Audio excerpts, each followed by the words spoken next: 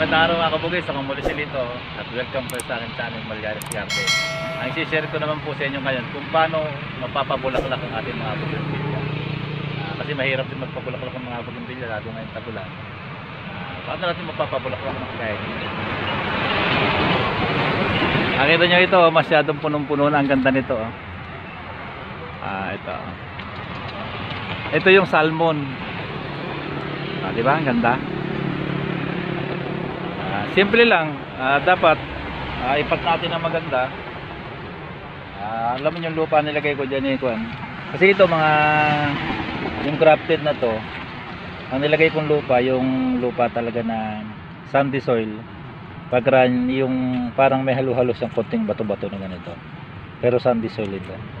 Ayan, may damo pa kasi pagka yung malalaki ng ganito ang mga pot, hindi ko na masyado nilalagyan ng ng risal kasi bumababa siya.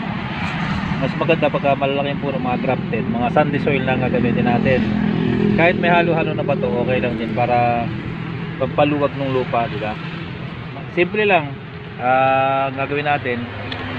Nakita nyo ang bulaklak niya, pakarami.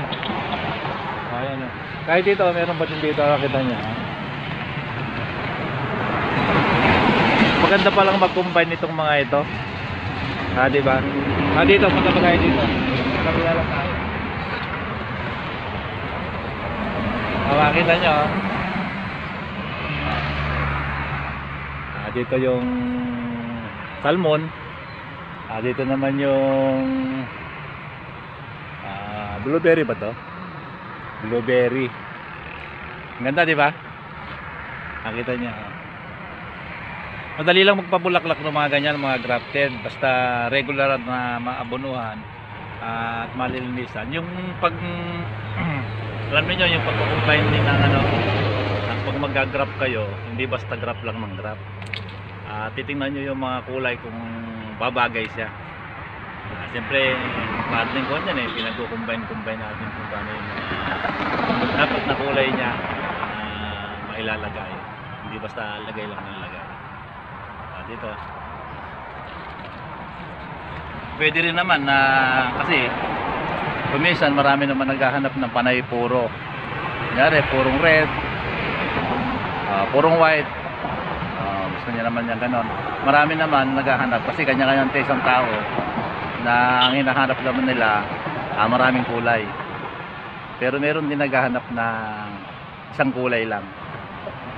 Ayaw pa nga niya na may halo so yung kunyari grafted siya, panay white o panay red o panay yellow, ganon.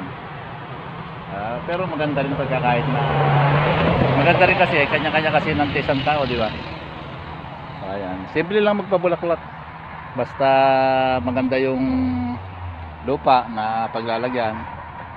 Regular natin na maabonuhan. Pinakatapos na abono ginagamit ko 3-14, maging rooted, maging grafted. Yung mga rooted kasi ngayon masyadong maulan. Masyadong maulan ngayon dito. Habagat dito sa amin.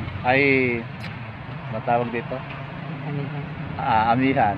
Masyadong maulan dito sa amin sa Cagayan Valley. Meron mga doon biglang nalaglag yung mga bulaklak. Yung pala umaambon. Dry na dry pala yung yung lupa. Pag dry na dry, kasi may pinuntahan na naman kami, dry na dry siya, biglang naulan, laglag lahat yung bulaklak. Mamaya ipapakita ko sa inyo doon o sa susunod na video ko na lang. Makita yung combine nito itong yellow saka itong violet. May red din siya. Ayan. Pag malayo parang talagang kakaiba siya, napakaganda niya. Tingnan. Ito yung grafted. Tatlo lang ang nakagraf dito pero bagay na bagay siya. Pangalan nga pala nito? Suberna. Suberna, red saka blueberry ice. Yung mga malalaki na ganito, isa pa to. Nakita nyo? Number 1, sabi ko na nga dati, tatanggalin natin yung mga ano, mga tumutubo dyan sa puno. Dali lang pabulaklakin, lalo na yung mga grafted. Dali lang.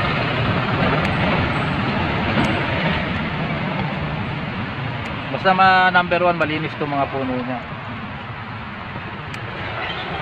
Kasi pagka ano, bakit kailangan natin tanggalin ito? Kasi alam nyo, umaagaw pa siya ng sustansya. Sa halip na puro lahat ng sustansya sa taas lang, eh umaagaw siya. Hindi mo maialis naman na may mag-usbong na ganyan kasi ito yung dating ano niya, dating puno niya, nag-usbong siya.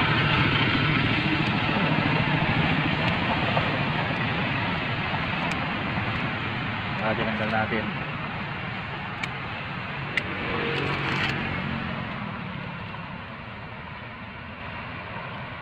Ito dito pero direct sunlight ito, kaya lang doon sa gilid niya pag humahangin mayroon na paper tree dyan, ano tawag dito sa halaman na yan, ay sa kahoy na yan, ay tawag yan, Melina. Maraming mga sumasampay na dahon sa ganito. Ito mga ganito dapat naaalis kasi pagka naulan, lumambot, dumikit dun sa mga bulaklak, nalulusaw yung bulaklak. Ito maraming ganyan, tinatanggal ko ito halos araw-araw kasi nga pagka siyempre bago umulan lalakas muna yung hangin o kaya ito maraming nalalaglag na dahon, lalo sa panahon na to dapat tinatanggal natin. Pero hindi nakakalilim yan ang araw dito saka dito sa likuran. Kaya lang pag humahangin yan, gumagawi dito yung ano, pinaka the best nga ito, direct sunlight. Natandaan nyo ito, minsan binidyo ko sa inyo. Alam nyo ito, Citra ito, itong katawan niya, Citra India. Yan yung gandang grapan. Ginagrapan ko dito, blueberry, saka Ginda Yellow, gandang tingnan. Saka ito hindi pa namumulaklak, saka dito pa may lipstick pa dito, hindi pa namumulaklak. Ay ito, namumulaklak na pala, mag-uumpisa na siya lipstick yan. Pagkaroon dito, makakalimutin kasi ako sa mga bulaklak pero maganda bulaklak niya. Dito yung mga yellow, magic ice cream pala to. Ito yellow, di ba? Ginda Yellow. Ngayon ito, yung pinakakatawan naman niya, yung Citra, ito. Yung pag binidyo ko sa inyo na kung magkiklik, yung isang sanga pinahaba ko, pinalupot ko dito. Ito siya may usbong dito. Ito siya. Wala pa siyang bulaklak, pero okay naman, hindi naman siya namatay. Pinaikot ko diyan. Baka para meron siyang ding matira na Citra. Pagbubulaklak din natin, kaya lang kukontrolin natin sa paglaki. Lagi natin titriman. Kasi kailan lang ito, kaya hindi pa masyadong trim. Kailan lang ito na nag-grap.